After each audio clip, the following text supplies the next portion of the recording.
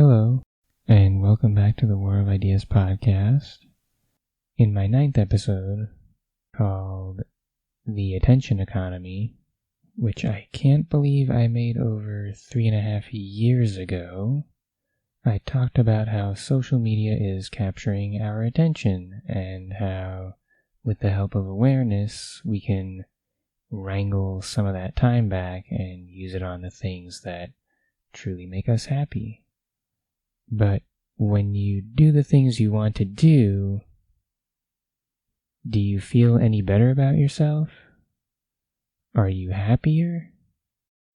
A lot of us were lucky enough to work from home and found some extra time on our hands when the pandemic first hit. Have you ever told yourself, if only I had more time to do X activity, I could really live my life to the fullest. I would finally be happy. Well, did that happen? Are you finally happy? If your answer is yes, feel free to stop listening to the rest of this episode. If your answer is no, let's try and find out why, and think about what we can do about it. Even if we've taken a more healthy approach towards social media and technology, there's other parts of life that keep us from enjoying ourselves and make us feel like we've wasted our time. And that other part of life is our mind. Allow me to explain. Let's start by looking back at an article written in April 2020 at the beginning of the lockdown by Alan Lightman. I enjoyed it in April 2020 and I enjoy it now. I suggest you read it for yourself. There will be a link for you. I just want to read one of my favorite parts of the article. So remember, this is right about when everything had locked down. Maybe it had already been 2 or 3 weeks post-lockdown. He writes, habits of mind and lifestyle do not change easily. Without noticing, we slowly slip into the routines of our lives, like becoming so accustomed to living on a noisy street that we cannot remember our previous neighborhood and a time of silence. Some powerful force must strike to awaken us from our slumber. Now we have been struck. We have a chance to notice. We have been living too fast. We have sold our inner selves to the devil of speed, efficiency, money, hyperconnectivity, progress. We become agitated and angry in the waiting room of a doctor's office if we've been standing by for 10 minutes or more. We grow impatient if our laser printers don't spit out at least 5 pages a minute. We cannot sit quietly in a chair for 10 minutes. And we must be connected to the grid at all times. We take our smartphones and laptops with us on vacation. We go through our email at restaurants, or our online bank accounts while walking in the park. We have become slaves to our appointments and to-do lists, and our addiction to non-stop stimulation by the external world. A momentous but little discussed study by the University of Hertfordshire, in collaboration with the British Council, found that the walking speed of pedestrians in 34 cities around the world increased by 10% just in the 10-year period from 1995 to 2005. There is something more to be regained, something more subtle, more delicate, almost impossible even to name. That is the restoration of our inner selves. By inner self, I mean that part of me that imagines, that dreams, that explores, that is constantly questioning who I am and what is important to me. My inner self is my true freedom. My inner self roots me and to the ground beneath me. The sunlight and soil that nourish my inner self are solitude and personal reflection. When I listen to my inner self, I hear the breathing of my spirit. Those breaths are so tiny and delicate, I need stillness to hear them. I need slowness to hear them. I need vast, silent spaces in my mind. I need privacy. Without the breathing and the voice of my inner self, I am a prisoner of the frenzied world around me. I am a prisoner of my job, my money, the clothes in my closet. What am I? I need slowness and quiet to ponder that question. End quote. That 10% increase in walking speed really speaks volumes. Anyway, that was over a year and about a half ago. So looking back at this article, I'm asking the questions, did we slow down? Have we decided to speed back up again after getting vaccinated and things returning to some sense of normalcy? Have we learned anything? I was certainly one of those people that was struck and my routine changed. And then I got used to a new routine. But for a long time now, I have slowed down. It wasn't the pandemic that made me change my relationship to my thoughts. It was what the pandemic allowed me to do. If I didn't find any of this stuff or stumble upon it, I think I would still be in the same spot. I wouldn't be thinking about any of this. I think it's helped me become less anxious about the future and more at peace with myself. I think some people have slowed down.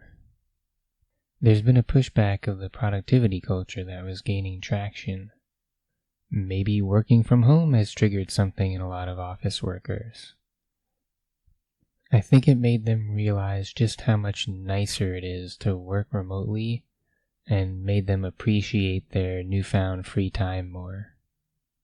No need to idolize the quote-unquote grind when you've seen the grass is greener on the other side. The greener grass being working from home and realizing how much nicer having more time to yourself is. Also, no need for the grind set if your job is more secure than ever, with companies in hiring frenzies, especially with the vaccine mandate. So, in a way, I think many people have brought themselves back from the I must always be working on something mindset. But if everyone had slowed down, I'd have nothing else to say. And we know that isn't true. So I'm gonna say my piece. Most of us have an idea of what productivity culture is. Increase efficiency and decrease the time you spend doing things you dislike. Sure, sounds great. We do this even when we're outside of work.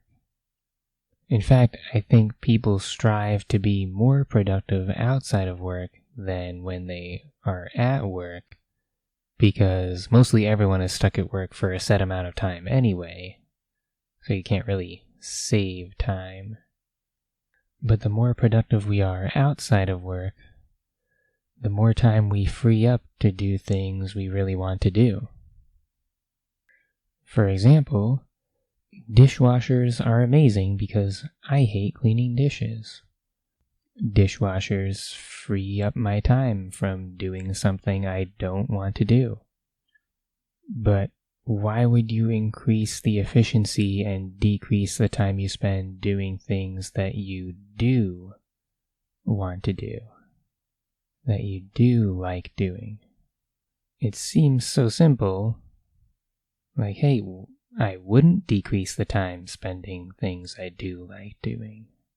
But if you stop and think, you'll find that we actually do this all the time. Here's Thomas Wells, a philosopher teaching at the Leiden Institute in the Netherlands, writing about productive consumption.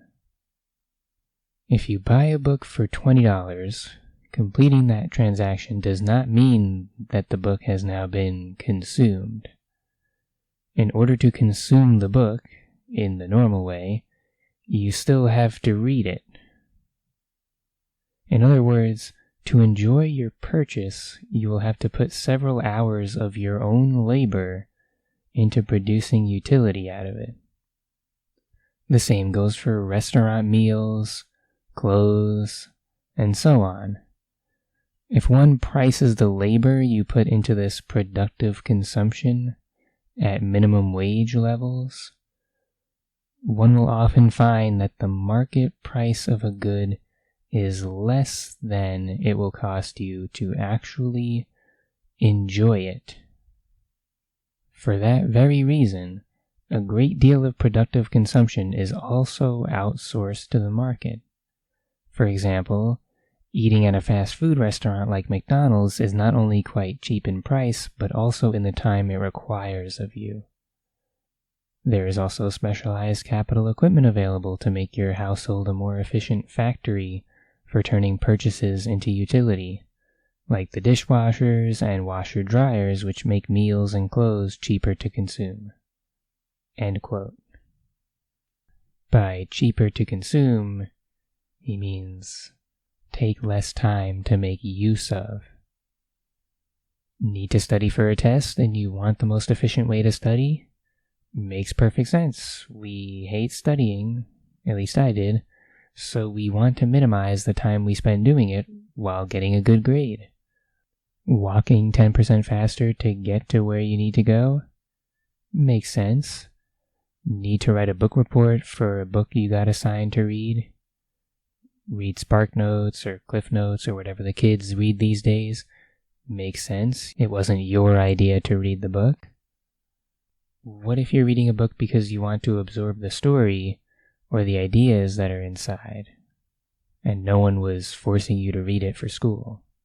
Would you still use Spark Notes? If you're out for a walk in the park, would you still walk 10% faster? We are living in a world where people do this. To reiterate what Thomas Wells wrote, oftentimes the market price of a good is less than it will cost you to actually enjoy it. And some people will just decide not to enjoy it then, because it costs too much of their time. Is that a recipe for happiness? There's an app called Blinkist, taken straight from their website. Blinkist says it offers the key insights from top nonfiction in a made-for-mobile format. So they offer summaries of thousands and thousands of books, as well as it looks like they're dabbling into the podcast space to offer summaries of podcasts. And I think this app perfectly encapsulates what I'm trying to get at. And according to Wikipedia, they have over 18 million users as of 2021. Picture a family at a baseball game, or if you're not from America, a football game, and they have good enough seats to see all the action.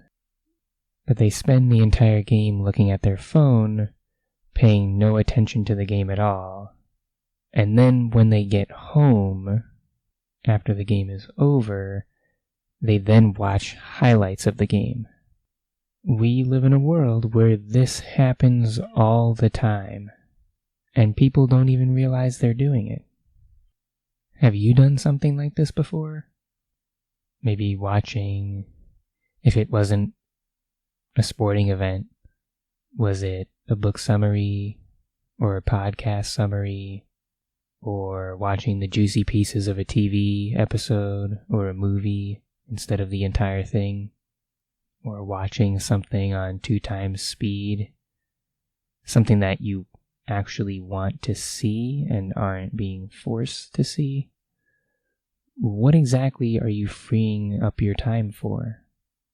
Is the thing you're making time for going to give you more entertainment than the book would, or the sporting event would, or the movie would? What better way to spend your time than spending as much of it as you can watching or reading the thing you love? If this is something you truly care about, you'd want the full experience, to spend as much time being enthralled with it as you can. A lot of times we forget the content of what we read or listen to soon after, but we, for the most part, do not wish to listen to or read the same thing again, because the true entertainment was reading that new thing where you didn't know what was gonna happen next and experiencing it in the moment. And we do the same thing when it comes to multitasking. Trying to watch a video while reading Twitter or playing a game.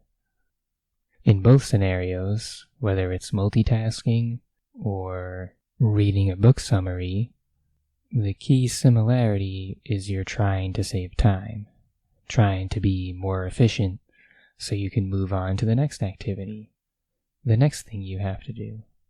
And if you actually really want to absorb the information or the full cash value of the game you're playing, or the video you're watching, or the article you're reading, you should do it one at a time with your full attention.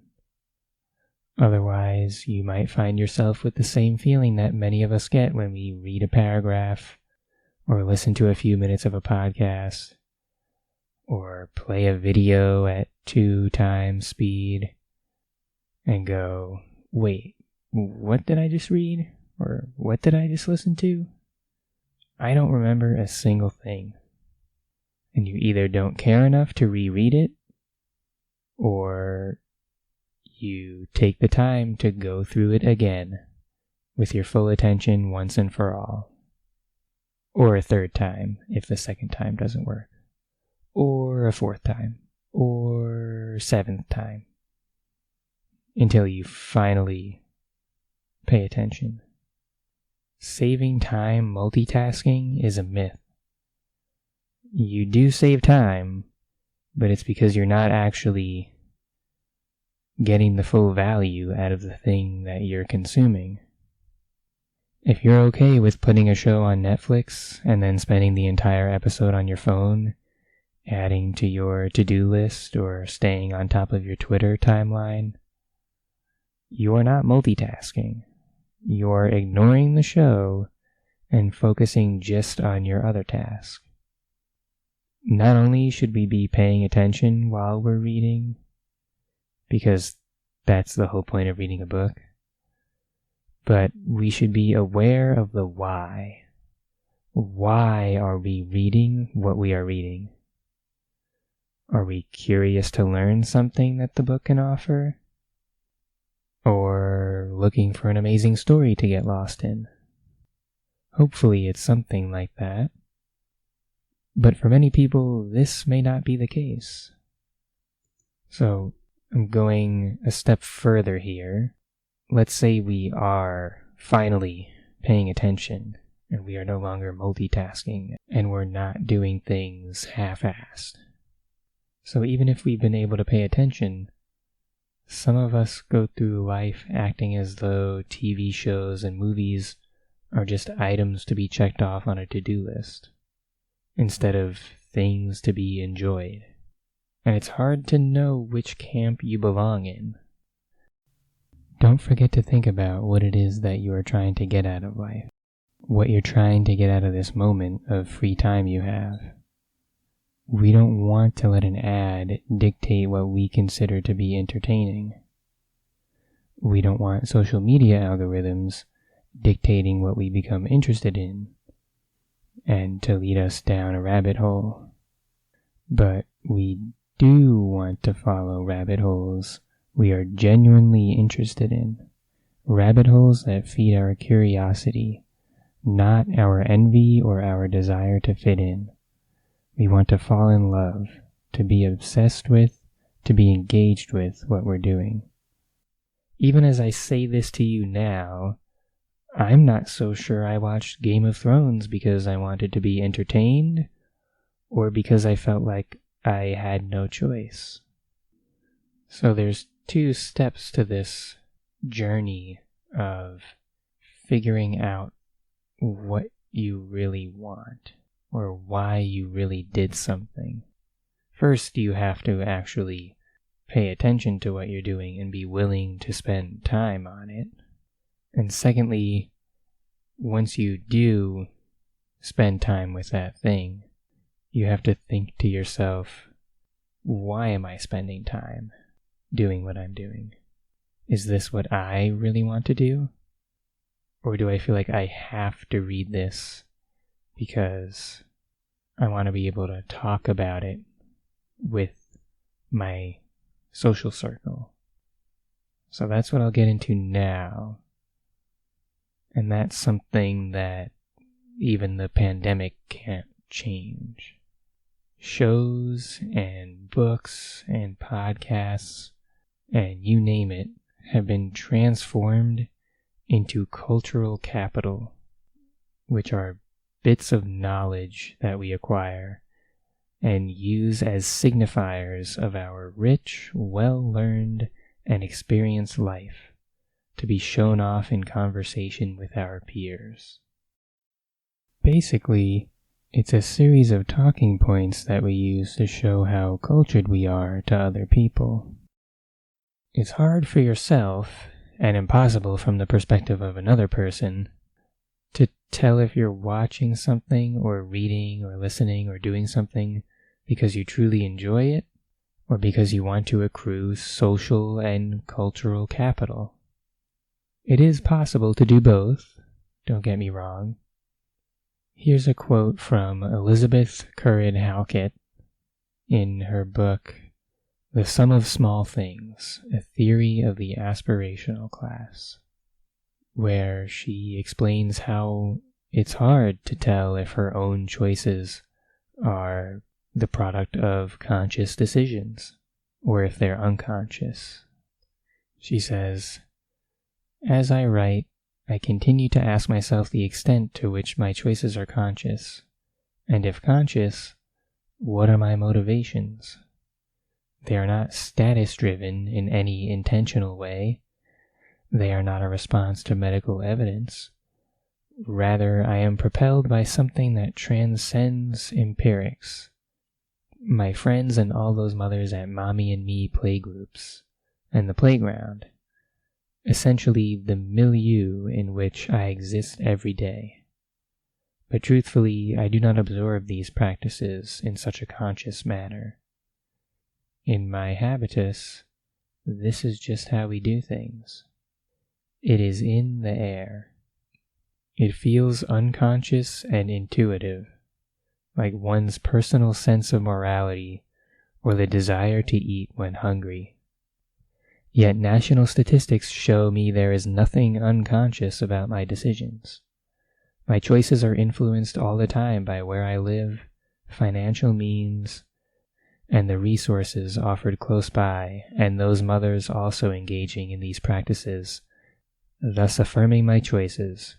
Living in California, getting paid maternity leave, being able to afford a breast pump, knowing that lactation consultants exist, let alone talking to one, taking classes on mothering which espouse these practices, having email access to my obstetrician and pediatrician who answer all and any of my questions at all times of day and night." End quote. In her case, she's talking about the choices involved with breastfeeding. This goes to show that these decisions, like whether to watch a TV show or read a book, span far beyond entertainment. A lot of people, without realizing it, listen to podcasts or read books just to finish them and check off a box in hopes to increase their cultural capital. My theory is that this is why we're in a malaise. Why, even if we do the things we want to do, we don't feel any happier. It might not be the full reason, but it definitely plays a big role. Things that we should get enjoyment out of just because of the sheer entertainment or curiosity that gets fulfilled, those things become almost a chore to consume.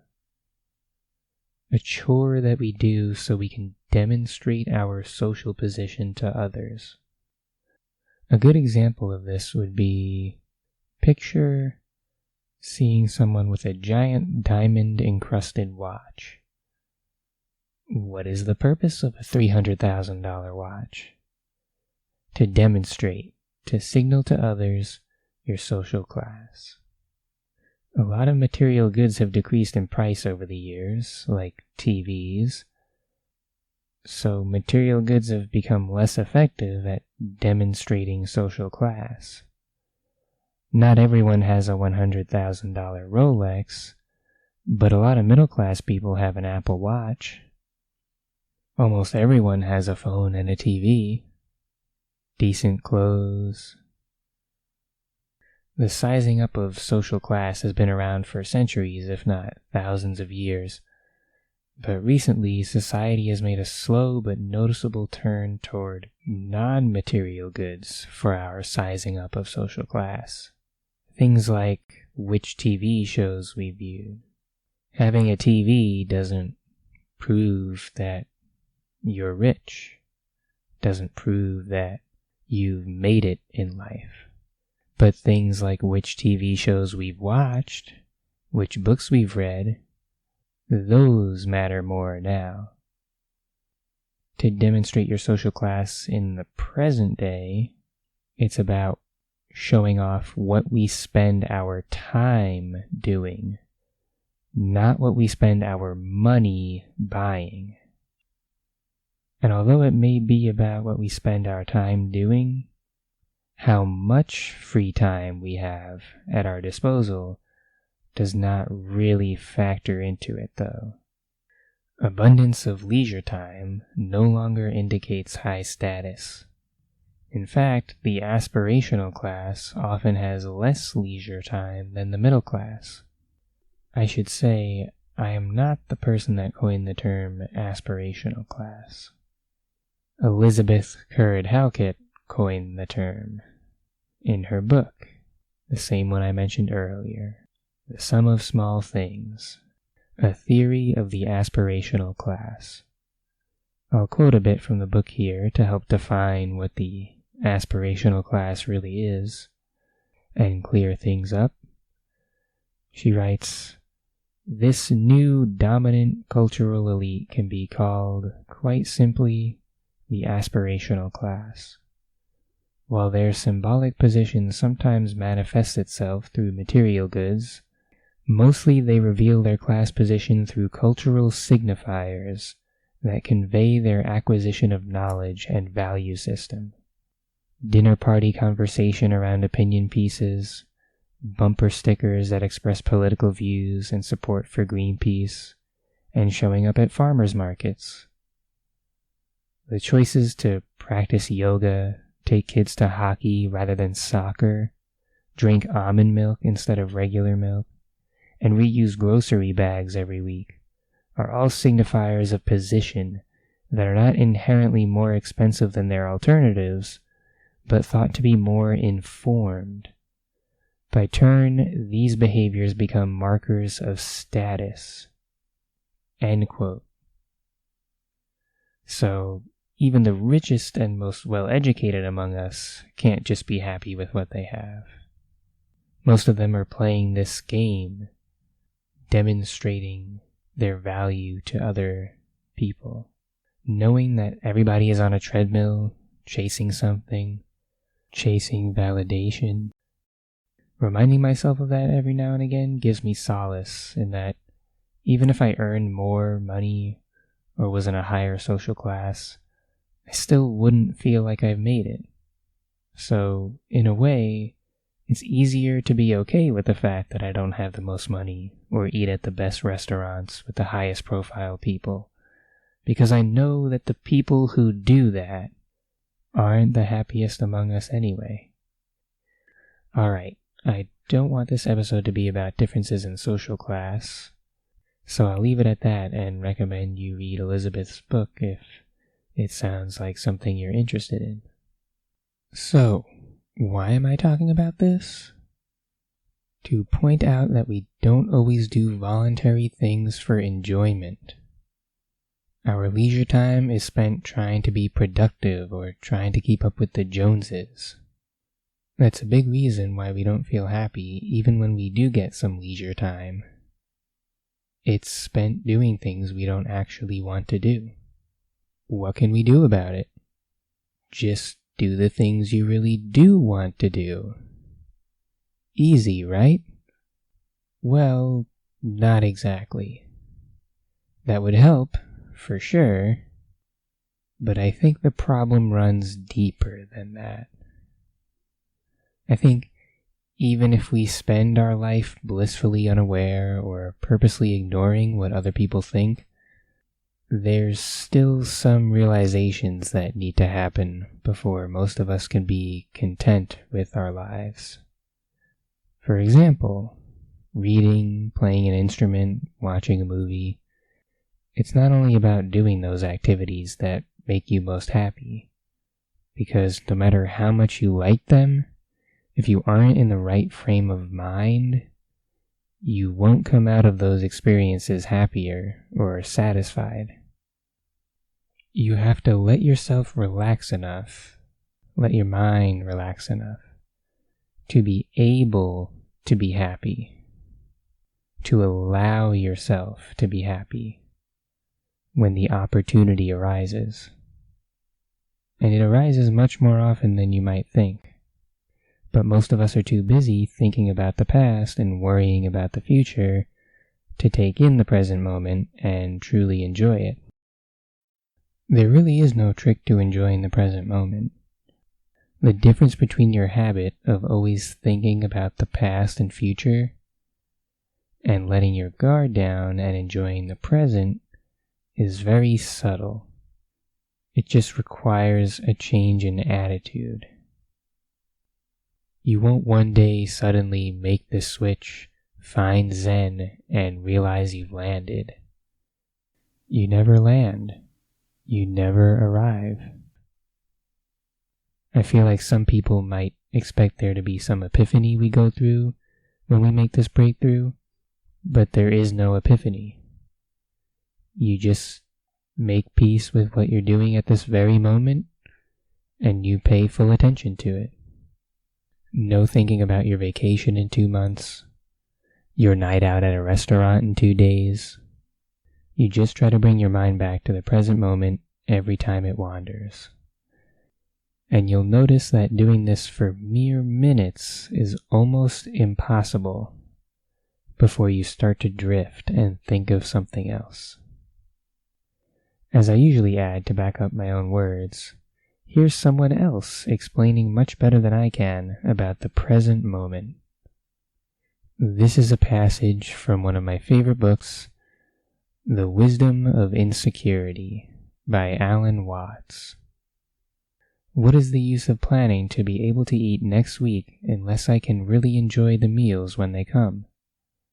If I am so busy planning how to eat next week that I cannot fully enjoy what I am eating now, I will be in the same predicament when next week's meals become now. If my happiness at this moment consists largely in reviewing happy memories and expectations, I am but dimly aware of this present. I shall still be dimly aware of the present when the good things that I have been expecting come to pass. For I shall have formed a habit of looking behind and ahead, making it difficult for me to attend to the here and now. If, then, my awareness of the past and future makes me less aware of the present, I must begin to wonder whether I am actually living in the real world." End quote. It seems like such a trivial thing to point out at first glance. Like, of course we know that we can only experience things in the present moment. Why point out something so obvious? And it's true, it is obvious. But, like I said, it requires a change in attitude. This isn't about learning something new. And I'm going to hit you with another Alan Watts quote, because he has a way with words. "The whole problem of justifying nature, of trying to make life mean something in terms of its future, disappears utterly. Obviously, it all exists for this moment. It is a dance, and when you are dancing, you are not intent on getting somewhere. The meaning and purpose of dancing is the dance. Like music also, it is fulfilled in each moment of its course. You do not play a sonata in order to reach the final chord. And if the meaning of things were simply in ends, composers would write nothing but finales." We thought of life by analogy with a journey, with a pilgrimage, which had a serious purpose at the end. The thing was to get to that end, success or whatever it is, or maybe heaven after you're dead.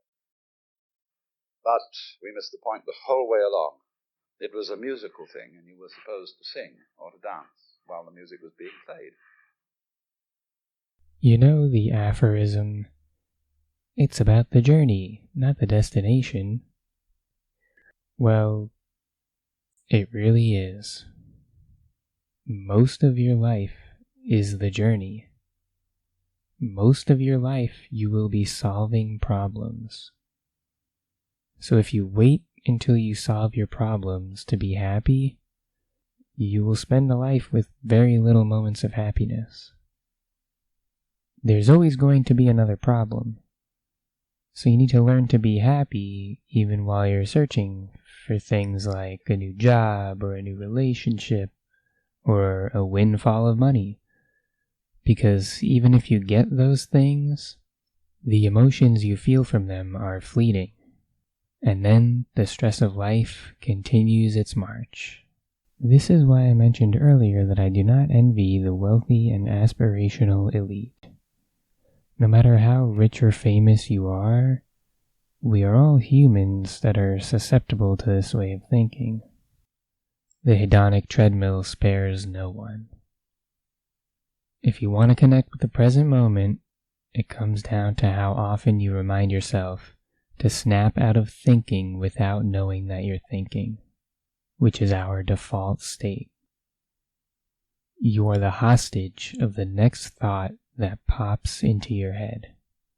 But you don't have to be, even if it's just for a few minutes a day. And the difference between a few minutes and 0 minutes cannot be overstated. A few minutes of being able to recognize thoughts as thoughts and not feeling identical to them. If I had to describe what that's like, I'd say it's like being on the outside looking into your own mind. Maybe while trying to go to sleep one night, you've got the theme song of some TV show stuck in your head that you can't shake. And you actually catch yourself and think, what the hell are you singing this for? Can we think about something else? I really don't want it to take 1 hour to fall asleep. So, if you've had a moment like that, which I'm sure we all have in one way or another, you understand your mind has a mind of its own. Yet we can go our whole lives acting as though this isn't true, letting our thoughts and emotions pilot us 24 hours a day, every day, with introspection or mindfulness or meditation or whatever you want to call it, this autopilot becomes a choice. It can be interrupted at any time, and we can ground ourselves and get a sense of clarity for what we want to get out of life today, in the present moment. And this interruption is something that can be practiced and induced on command. If I had to make a TLDL, too long didn't listen, for this episode, I would say, first, make sure you're spending your leisure time doing what you truly want, not what will score points with your social circle. And lastly, make sure you're in tune with the present moment when you do spend that time. Okay, thanks for listening, and until next time.